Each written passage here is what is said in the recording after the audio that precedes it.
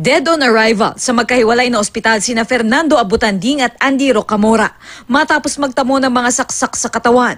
Sugatan naman si Alan Ebarita. Nagsaksakan daw ang tatlo sa isang sayawan sa kanilang barangay sa Pamplona, Negros Oriental. Base sa investigasyon, nagkainitan daw sina Abutanding at Rocamora dahil sa selos at dahil na rin sa sobrang kalasingan. Nauna raw bumunot ng patalim si Abutanding at sinaksak si Rocamora.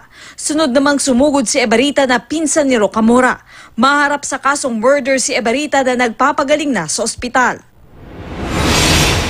Patay naman matapos pagbabarilin sa Esperanza Sultan Kudarat si Jury Dave Aguasito na dati umanong sumuko sa mga otoridad dahil sa droga.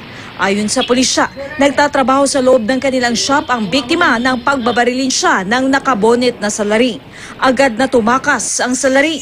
Patuloy ang investigasyon ng pulisya.